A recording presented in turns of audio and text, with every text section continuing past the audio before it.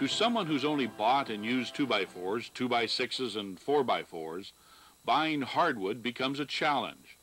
But there's nothing mysterious or difficult about buying and using hardwood. It's just different. One might ask, why didn't all the mills get together and decide on uniform sizes? The answer is they could have, but that wouldn't have been of very much help. You see, hardwood and softwood are used primarily for two different types of construction. For the most part, softwood is used for building construction, and hardwood is used to make beautiful furniture and do finish work. The end uses of the lumber are essentially different. So what's the difference between hardwood and softwood? The first thing we must understand is that the names hardwood and softwood do not mean that hardwood is harder than softwood. There are some species of hardwood that are softer than softwood, and some species of softwood that are harder than some species of hardwood. Got that? So what's the difference? First, hardwood comes from trees that are broad-leaf deciduous, meaning they shed their leaves every year. And softwood comes from trees that are cone-bearing, coniferous, needle-leaf trees, most of which are evergreen, meaning they retain some of their needles all year long. Beauty is hard to define, but hardwood has that look, and that appeals to our sense of beauty. But beauty is not the only reason hardwood is used almost exclusively for furniture and other fine products where wood is the dominant feature. There is a biological difference between hardwood and softwood.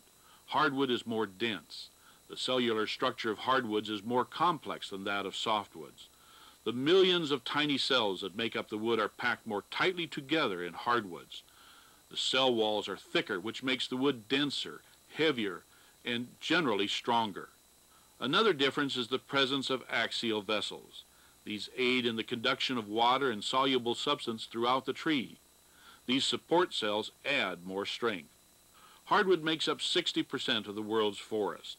Its variety of color and grain patterns, coupled with its inherent strength, make it the ideal furniture wood. But each hardwood species has its own set of unique characteristics, and therefore often their own special applications. For example, walnut is prized for use in gun stocks. Ash is good in sporting equipment, such as this bat, while white oak makes leak-proof barrels. We all find it easy to fall in love with the warmth and beauty of furniture, cabinetry, and other items made from genuine hardwoods. But are we taking it for granted that our desire for this beautiful wood is environmentally sensitive? The fact is that hardwood, because it is a product of nature, is one of our few renewable natural resources. Properly managed, North America's hardwood forests can provide to future generations the beautiful hardwoods we've come to appreciate, and can provide it forever. There are 728 million acres of forests in the United States.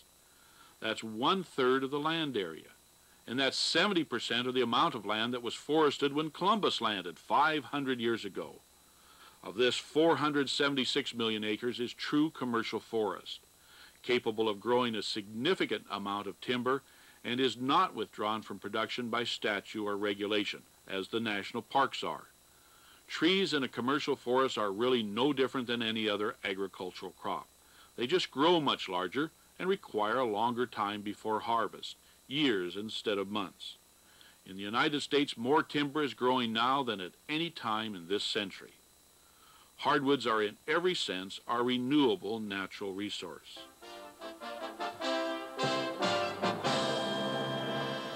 Let's look at the cross-section of a tree trunk to see how it grows and what its parts are. A tree will grow in size at the tips of its branches and by the addition of growth increments, or more commonly called annual rings, to the main trunk and limb. All of us have tried to determine the age of a tree by counting the rings. Historians can date wooden structures by comparing the relationship of the rings in the wooden part of the building to the rings in trees that are still alive growing nearby. A record of each year's weather is written in the growth rings. At the very center of the tree is the pith. It represents primary growth